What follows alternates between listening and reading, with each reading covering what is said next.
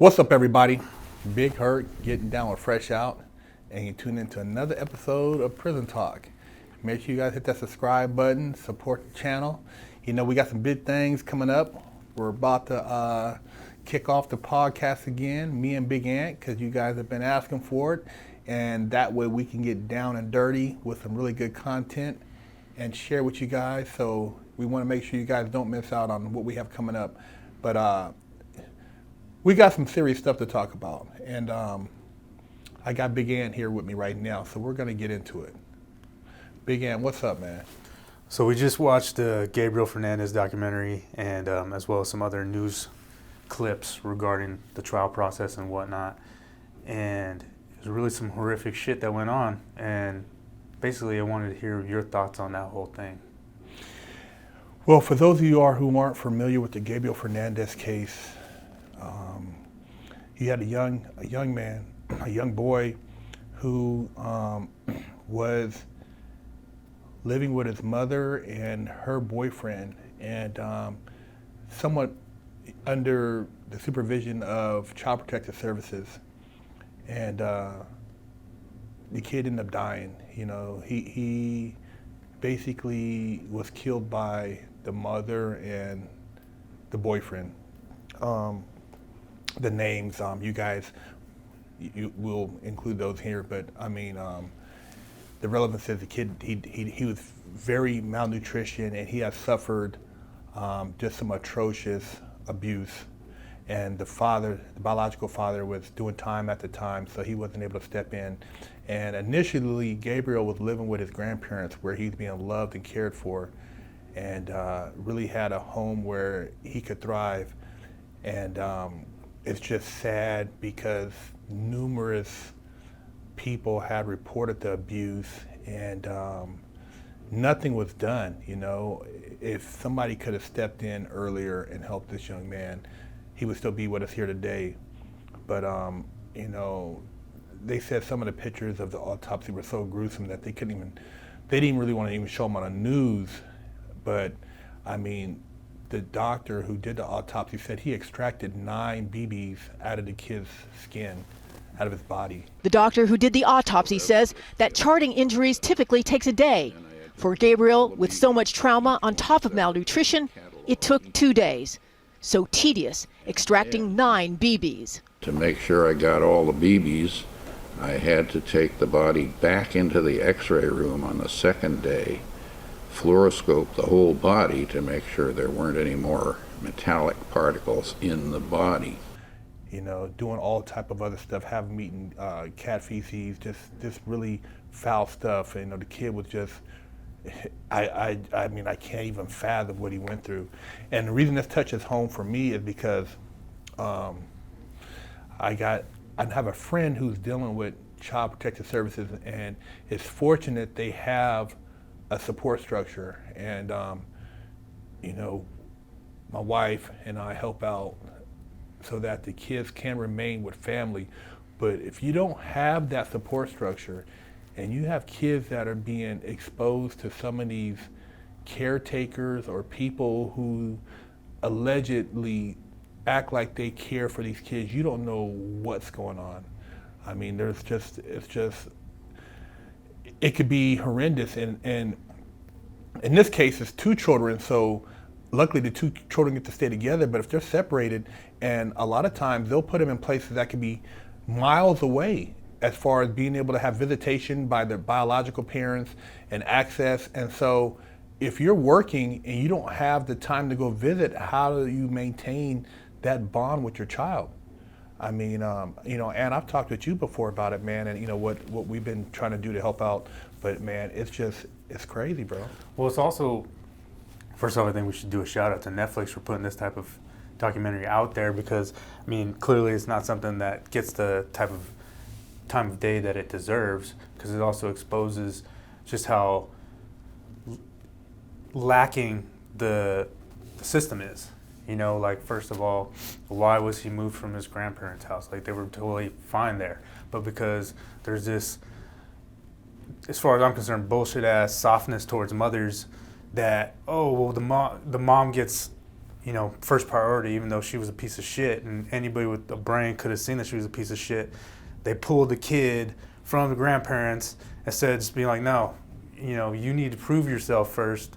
You need to go through fucking whatever you need to go through to show that this kid's life's gonna be better with you, not just because you shat him out of your vagina. That means something. That's I think an underlying problem with our system right now is just because it came out of you, then that means you have first access to fuck this thing's life up, rather than having like guidelines established like, yo, clearly you need help. You need to go get your help before anything's gonna happen with this kid. Until then, if it doesn't happen, tough shit. That's your fault for creating this situation to begin with. Because had that kid not left his grandparents, he'd still be alive. And then going back to what you said about the biological mother, I mean, and wasn't the dad locked up? He couldn't do anything. He couldn't intervene. He didn't have the. Imagine feeling that feeling, dude. The helplessness that you would feel when something like that happened. Like this other piece of shit who was torturing your son. Yeah. You know what I mean? And then the mom sitting there allowing it to go on. You don't know if she's on drugs and they're partying together and they're treating the kid like that. I mean, it's just horrible, man. And for a kid, who do you cry out to? I mean, who could he go to, man? If he can't even get to his grandparents because of what he's dealing with, I mean, what recourse does he have? Nothing. There's literally nothing he can do except maybe run away. But even then, at that age, it takes a certain kind of kid to run away. Like most of the time, you're scared of everything. So it's like, especially, in that type of environment, because he knew, I'm sure that kid knew that if he got in trouble or if he angered them, he knew he was going to get beat, right? So if he runs away, that's going to result in them being upset, him getting beat. Well, even better so that yet, kind of like keeps him a prisoner in that he can't even run away because he doesn't know where to go, and he knows if he does, he's going to come back and get beat. Well, what about the caseworkers who were supervising the case? That scene that was going on, at what point, what did they do? I mean, dude, the kid, you get calls. I mean, so many people said they had caseloads of 200 some kids. I mean, how can they watch these kids, man? And then they heard about it, but still, nothing was done. Well, it's overworking your staff. Like they're clearly understaffed. Not enough attention or resources is being allocated to that type of system within our society to make sure that the right things are being done. So when you have 200 people on your caseload, your time, you don't have the time to make sure everyone's right. It's just, but why isn't that being addressed? Why isn't that being resolved? Why isn't more resources being allocated to that to hire more people to have less? You shouldn't have more than 10 kids on your caseload. No. 10 kids should be max.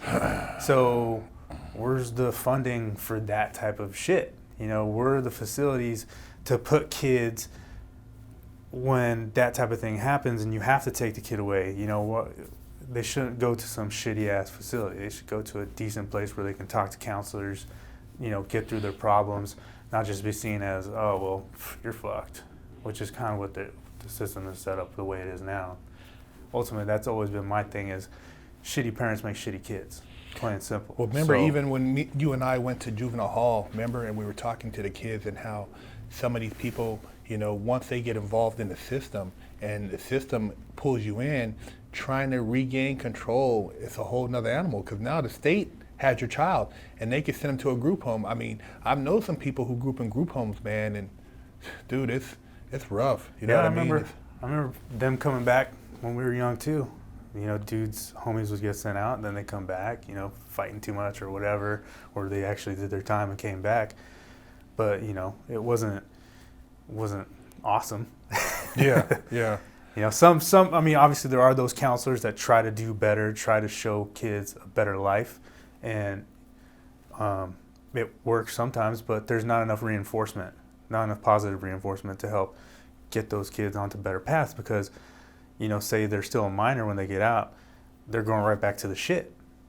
So yeah, you took them out briefly to see a better life to then send them right back to that shitty life. So how are they, they're stuck.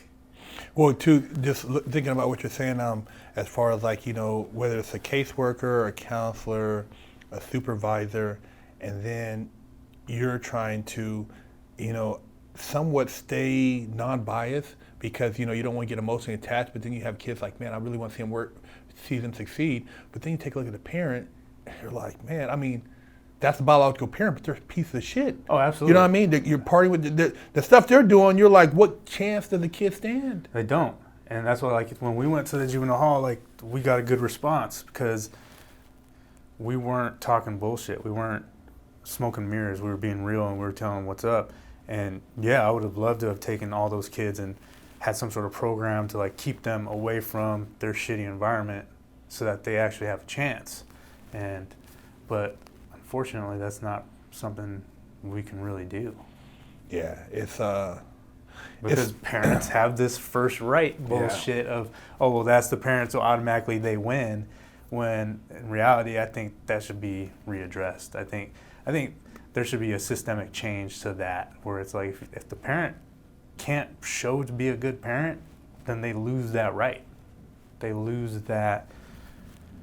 You know, like you hear stories too where people will like adopt kids and the mom will come back after being a junkie. Yeah, she cleaned up. And then jack the kid from the fucking good life that kid had just because of some selfish ass fucking reasons they want to like redeem themselves, but it's never as good as it fucking was when they were with that other family. So it's like, no, that's cool that you did that. It's cool that you cleaned yourself up. You're living a better life, but you lost it. Yeah, you lost your right.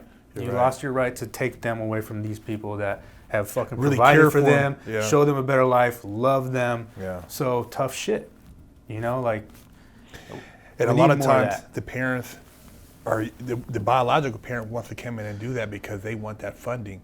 If I can show now I can take care of the kid, now the baby daddy's got to pay me because now I got custody and I can use that as an economic weapon. And kids nowadays too many times are being used as tools for financial gain, whether it's paid through the state or paid through the birth father or birth. It's just the kids aren't being cared for; they're being used as simple commodities. Right, they're pawns. The pawns, and they don't never get the love, you know, and the attention they deserve. And like you said, we could speak on this because both of us have been in juvenile hall. Yeah, I've read it. You've seen it. I've seen it. I've heard the judge tell my mom she wasn't, you know, able to take care of me, so they're going to take custody. So I've been there, and I'm like, damn, man, I really. Yeah, you're a ward of the state. I'm a ward of the state. I messed up, man. My mom looks at me and breaks down, and, you know, I'm thinking, damn, man, how'd I do this?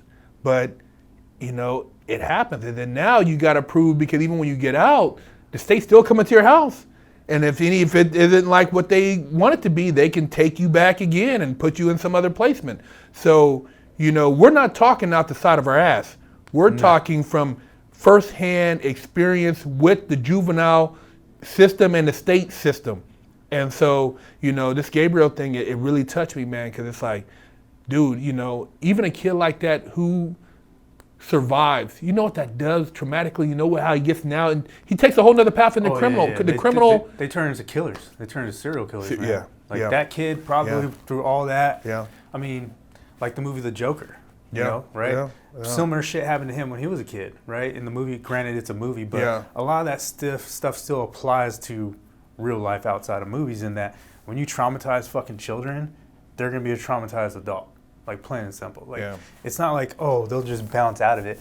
Yeah, after fucking decades of therapy, they might bounce out of it. It's not just something you just shake off. No. And that's what blows me away that people don't fucking understand, is they're so eager to be parents, but don't fucking parent.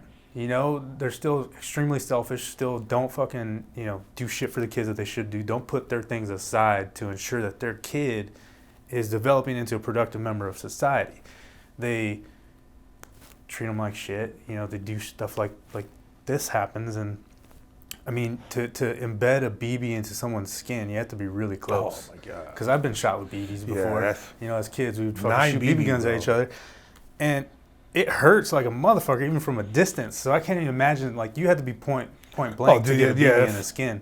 Unless it was a pellet. I mean, obviously those have the tips, so it's a little bit easier. But a BB to go into your skin, it's got to be really close. So, I mean, and that motherfucker that was doing that to that kid, like, it's like, dude, so clearly something happened to him to be that fucked up. So it's like that cycle keeps repeating. Like, as a grown man to be doing that to a child, man. Yeah, because the shit probably happened to him. And granted, that doesn't give him any fucking, exemption, because he's still a piece of shit and should get his wig split, and I'm sure he will.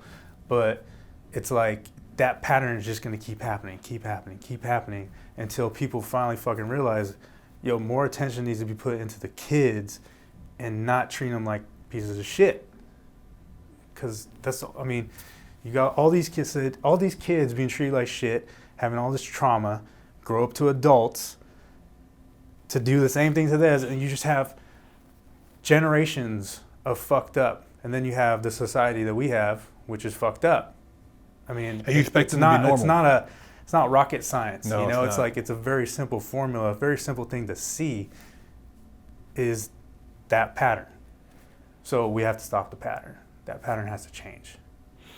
And we need to allocate more resources to programs that deal with child services, child protective services, the juvenile centers, as far as community centers, school counseling, just intervention. Because once you get in the system, and people just say, you know what, I've given up on humanity. It's like Big Ant said, man. That's when dudes just say, man, it doesn't matter. I can live like this, and I'll just get out and be a killer. I'll get out and rape people. I'll do whatever they do. I'll be a savage. And these people have basically detached themselves from the world, so they have no sense of any type of contact or sense of belonging, and that's what happens. Yeah. Yeah, perfect example was, like when I was locked up with some natives, and these dudes are fucking crazy, out of their fucking minds. And granted, we were 14 years old, and I look back and it blows me away what 14-year-olds are capable of. But this motherfucker would tell me stories about how he would be on the res and he would have a shotgun and he would just shoot dogs in half, blow them in half with shotguns, just at 14, and just fucking laugh about it. I'm just like, yeah, this dude's a maniac. He's gonna grow up to be a fucking maniac because he's already a maniac at 14. I had a dude like that. I remember when I was in juvenile hall, and he had a crazy looking hair, white, he had long rocker hair. He's like, oh yeah, I've been killing cats. He used to just find cats and kill them, stab them up. And I'm like looking at dude, and I always slept, man. I always looked up, man, watch this dude. This dude's crazy. Ain't no telling what he'd jump up and do to me. I was just like, this is crazy, man. This guy right here, ain't no telling where he's at today. But if he started off like he said, I was 14, half 15. This kid was like the same age, killing cats. Yeah. And every fucking documentary you watch, every fucking book you'll read will say that is textbook behavior to serial killers. Yeah. So I'm sure the dude that I was locked up with is dead, but it's still crazy that type of shit exists. They're around us everywhere. They're around us, you guys, and we're just trying to bring awareness. So, check out the documentary, Netflix, Gabriel Fernandez, man, very sad. And if you have somebody that's dealing with child protective services or anything to do with the state, man, make sure you guys, get involved and show some support, and just really look out for the kids, man. Big Herc, Big Ant, man, fresh out.